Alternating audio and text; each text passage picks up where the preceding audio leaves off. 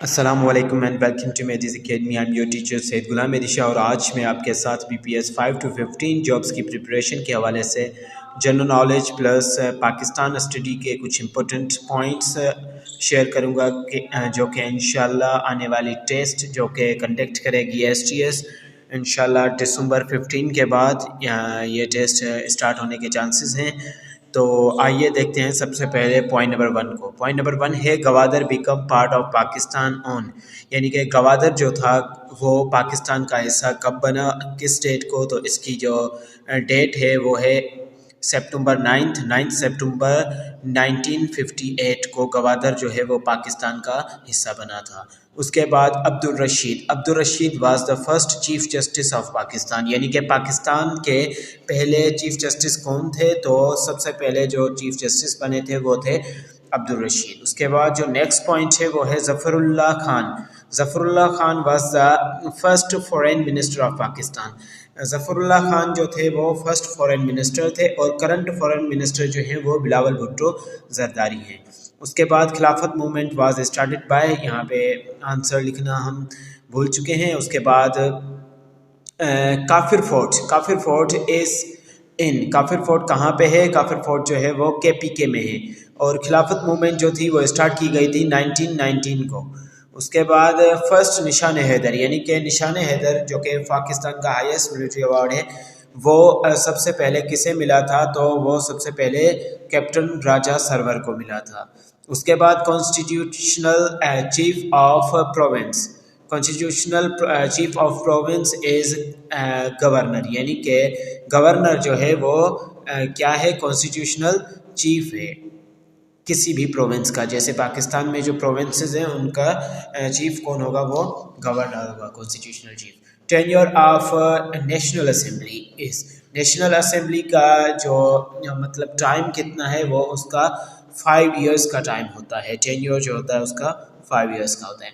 Member of national assembly must be at least, यानी कि national assembly का जो मेंबर होता है उसकी एज कितनी होनी चाहिए? तो उसकी एज जो है वो कम से कम 25 साल होनी चाहिए।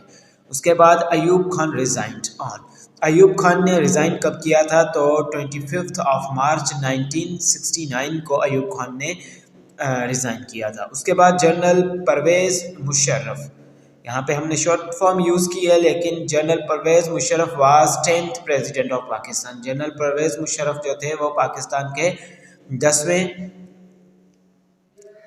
प्रेसिडेंट थे। उसके बाद मंशर लेक इज़ फाउंड इन, तो मंशर लेक जो है यहाँ पे हमने इस लिख दिया है, लेकिन इसका होगा Manchar lake is found in Dadu district, तो ये दादू डिस्ट्रिक्ट में मिलती है। उसके बाद Afghanistan opposed Pakistan membership of UN, यानी कि UNO में पाकिस्तान की मेंबरशिप जो थी वो अपोज की गई थी अफगानिस्तान के ज़रिए। अफगानिस्तान ने अपोज यानी कि किया था, एतराज़ किया था मेंबरशिप में। उसके बाद Mangla dam is situated in Azad Kashmir, ये आज़ाद कश्मीर के मीरपुर डिस्ट्रिक्ट में है मंगला डैम। उसके बाद sir Syed Ahmad Khan retired as a जज, यानी कि सर सैयद अहमद खान जो हैं वो रिटायर हुए थे एज अ जज। कब हुए थे?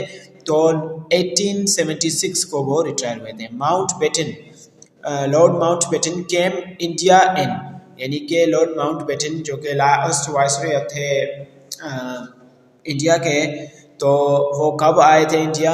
मार्च 1947 को आए थे।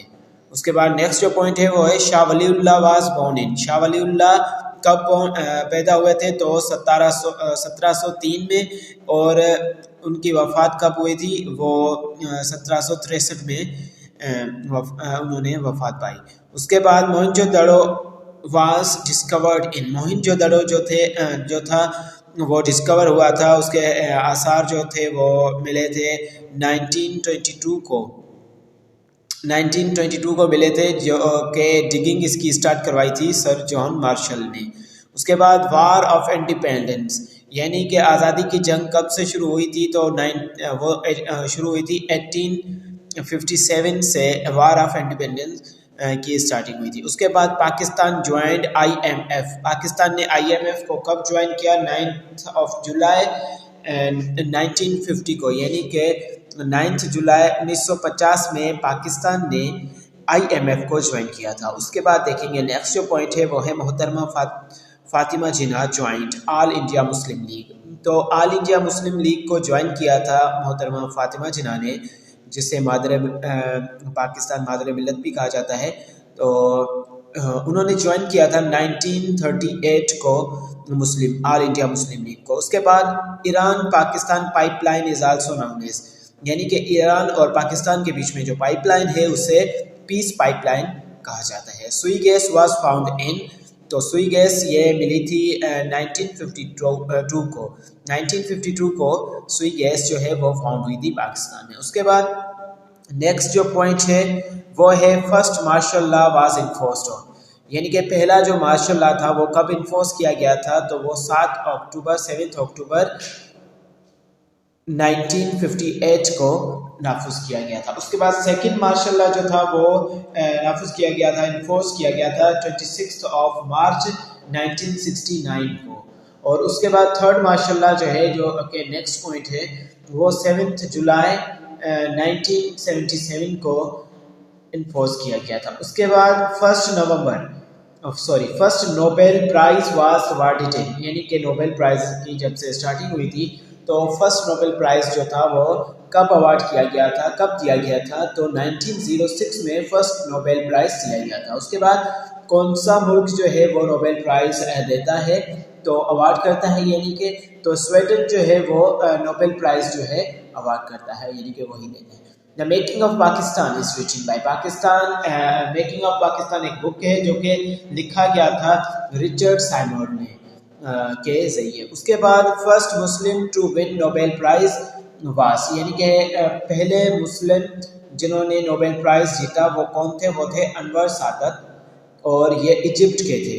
उसके बाद gulf of Sidra is present in, तो गल्फ ऑफ सिद्रा जो है वो लीबिया में मौजूद है। विडोज टीयर, तो विडोज टीयर क्या है ये आपसे पूछा जा सकता है टेस्ट में, तो विडोज टीयर एक वाटरफॉल है।